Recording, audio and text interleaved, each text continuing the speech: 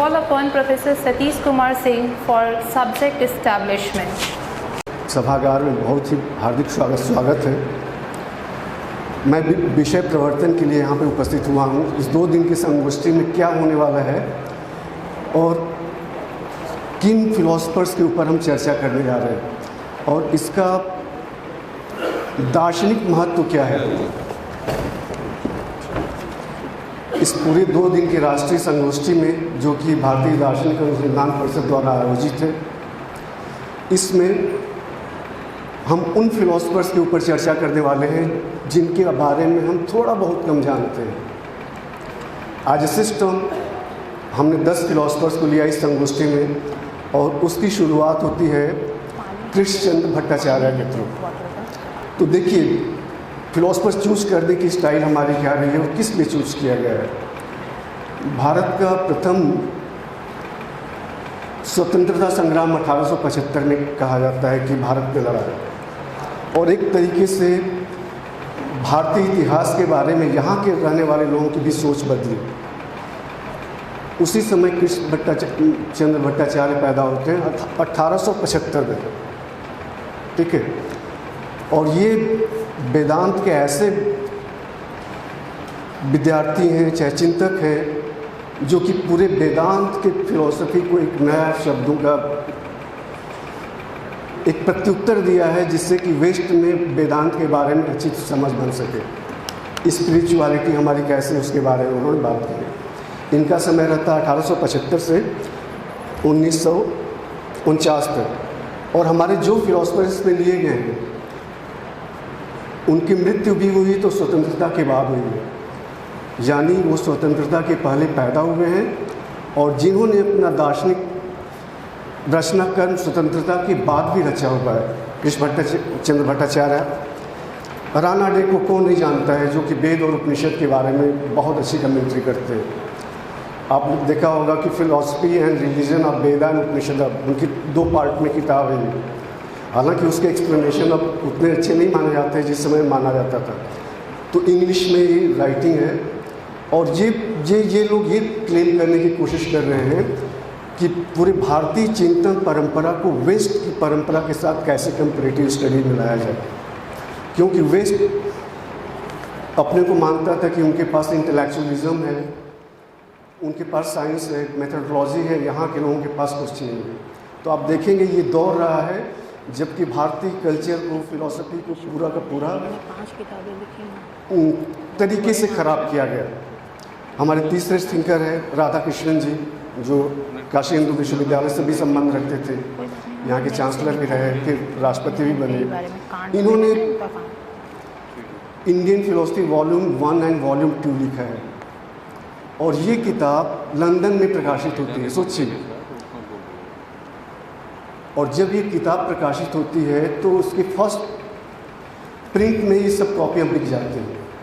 ये अंग्रेज़ लोगों को बड़ी पसंद आती है किताब, क्योंकि सिस्टमेटिक तरीके से भारत के सिस्टम को बुद्धिज़्म से लेके, चारवाक से लेके, मध्व से लेके, वेदांत से लेके, सारे के सारे जितने भी दार्शनिक सिद्धांत हैं उनको बड़ी सिस्टमेटिक तरीके से अपनी बुक में आर्गुमेंटेटिव तरीके से रखते हैं। और इसकी आज के डेट में कम से कम 35 रीप्रिंट हो चुके हैं, सोचिए। इन्होंने भारत की उस वेदांत की परंपरा को और अच्छी तरीके से समझाने के लिए idealistic view of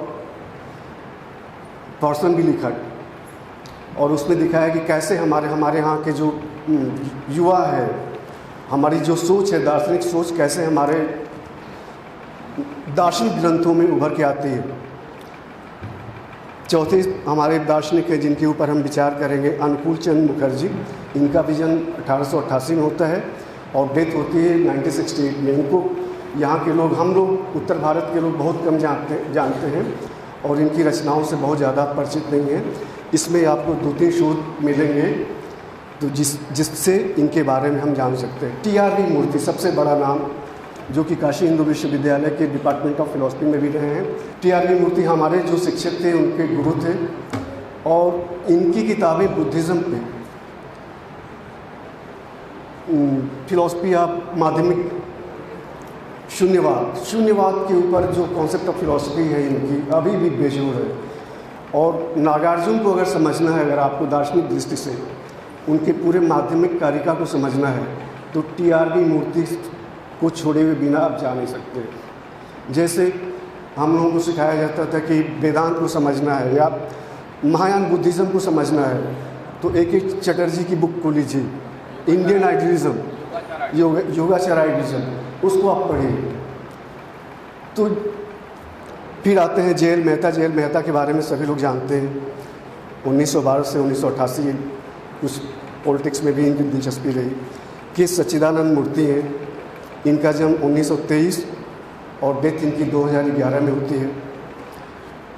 Dayakrishna Jaipur विश्वविद्यालय से, हमको लगता है कि सभी लोग, प्रोफेसर टंडन भी तो उनके बहुत खास परिचितों में से एक थे, सर आप भी जानते ही होंगे। और दयाकृष्ण जी से मिलने का हमको भी कई बार मौका मिला है दिल्ली विश्वविद्यालय में, बहुत ही सज्जन। और इनकी मेथोडोलॉजी ये है कि हर उत्तर के पहले एक नए तरीके का प्रश्न खड़ा करते हैं। इनकी पूरी दार्शनिक कृतियों में आप देखेंगे समाधान की अपेक्षा प्रश्न बहुत अच्छी तरीके से करने की सलाह देते हैं। बहुत फेमस नाम है, अगर फिलॉसफी में कोई रुचि रखता है तो जैन मोहंती साहब का। उन्होंने जितने आर्गुमेंटेटिव तरीके से पूरे इंडियन सिस्टम को, स्पेशलिस्ट न्याय फिलॉसफी को, जिस तरह से जर्नल ऑफ इंडियन फिलॉसफी चाहे इंडियन इंसाइक्लोपीडिया में बहुत अच्छे तरीके से प्रदर्शित किया है, वो काबिल तारीफ़ है। और लास्ट में आते हैं इलाहाबाद विश्वविद्यालय के डॉक्टर संगमलाल पांडे जी, उनकी किताबें हम लोगों ने पढ़ी है। तो उन्होंने भारतीय दर्शन और विशेषकर नीति शास्त्र और इरविन एंड कॉपी की किताब का जो इंट्रोडक्शन टू लॉजिक, उसका भी उन्होंने बहुत अच्छी तरीके से अनुवाद किया है। और ये बहुत ही इनकी रचना बड़ी प्रसिद्ध है बहुत से मायने में। तो इन 10 दार्शनिकों के फिलॉसफी थिंकिंग पे, उनके इंटरप्रिटेशन पे, उनके सिंथेसिस पे, और जिस तरह से इंडियन एपिस्टेमोलॉजी और मेटाफिजिक्स को लेकर के अपने रचना के पूरे एस्थेटिक्स को गढ़ते हैं, वो एकदम नवीन है।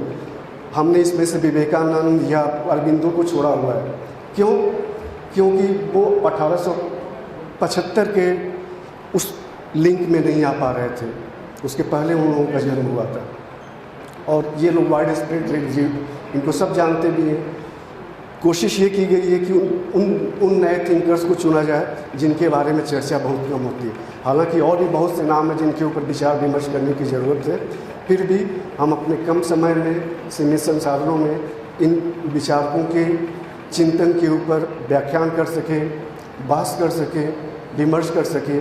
और इससे अच्छा क्या हो सकता है, देश भर के आए हुए हमारे अतिथिगण दार्शनिक लोग, प्रोफेसर सतीश जी भी आए हैं, प्रोफेसर टंडन सर हैं, ये हमेशा अपने दार्शनिक प्रश्नों से आपको एकदम हिला के रख देंगे। शिवानु सर हैं, सबका आपका बहुत बहुत आभार और बहुत शुक्रिया यहाँ पे आने के लिए। अब मैं अपना मन छोड़ता हूँ।